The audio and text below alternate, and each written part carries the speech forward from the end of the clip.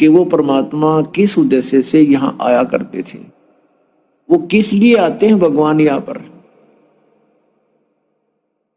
उनका उद्देश्य ये है कि तुम काल के जाल में फंसे हुए हो और यहां तुम्हारी दुर्गति कर रखी है। इस काल ने आपके साथ सारा जो कुछ भी किया जा रहा है छलावा है, आपको धोखे में रखा हुआ है।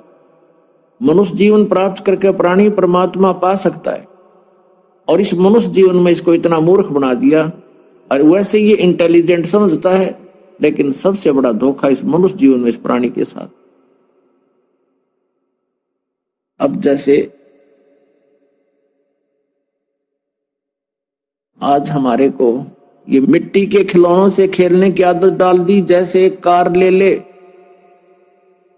एक ने कार ली, दूसरे की इच्छा बनी, उकंड क्रुक किसी ना किसी मार्ग तरीके से 1 नंबर 2 नंबर करके कार ले लेगा और उसी कार में मृत्यु को प्राप्त हो जाता, दुर्घटनाग्रस्त होकर के। अपने आत्माओं, जब तक ये प्राणी मनुष्य शरीर के अंदर है, इसकी कैसी वृत्ति बना दी, इतना बेसबरा बना दिया कि इसने एक मकान में संतुष्टि नहीं, एक कमरे में संतुष्टि नहीं, और थोड़े से धन में संतुष्टि नहीं। अब किसी के पास एक प्लाट है तो उसकी यही कामना रहती है, भगवान इसमें 2 कमरे, रसोई बन जा, एक बरंडा हो जा, बाथरूम हो जा, बस मैंने इतना ही बहुत है।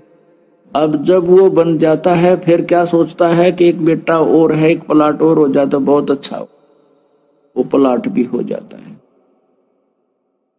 फिर सोचता है इसमें 2 कमरे और बना दूं, दूसरे बेटे की व्यवस्था भी कर दूं, कल न ये अलग अलग भी होंगे, वो भी हो जाता है। फिर सोचता है कि वहां एक प्लाट और अच्छा मिल रहा है, वहां और ले लूं,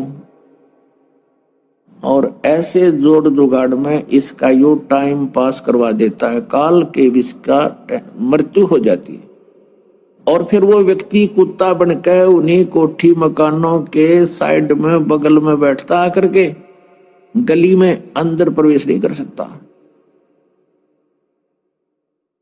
अब ये धोखा नहीं तो और क्या है पुण्यात्मा।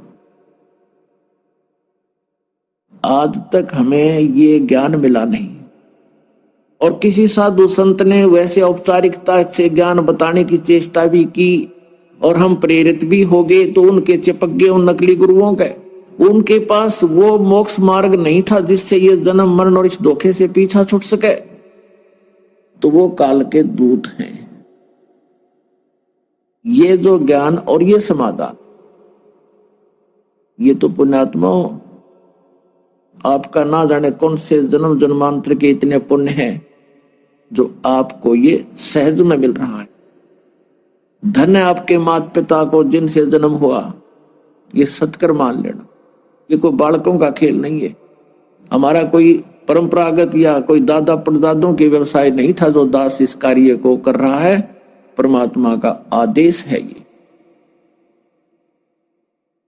और उद्देश्य यही है कि तुम सभी परमात्मा को पहचानो और चलो अपने लोक में।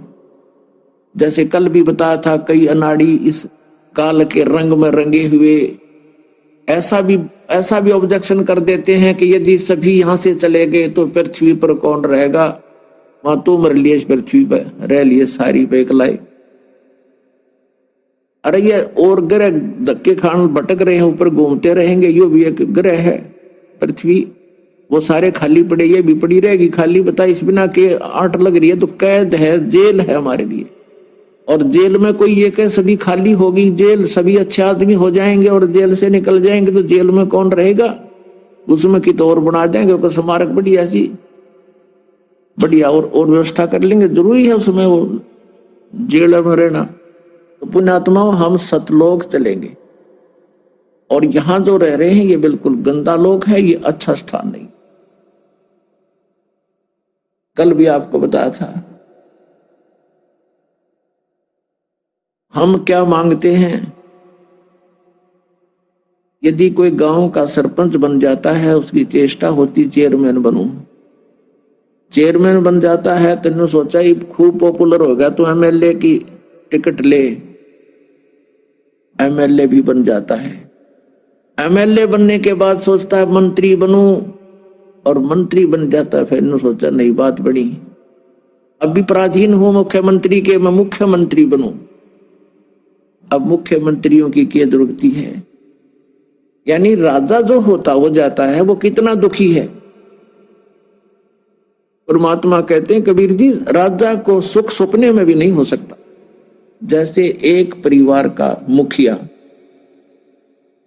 5-7 परिवार यानी व्यक्तियों के अरेंजमेंट में वो कितना परेशान होता है। किसी का ब्याह, किसी का पढ़ाई का खर्चा, किसी का कोई छूछक, किसी का भात, कई कई बार तो रात में नींद नहीं आती उसको, कितना परेशान रहता है। और राजा एक इतनी बड़ी प्रजा का पिता हो जाता है।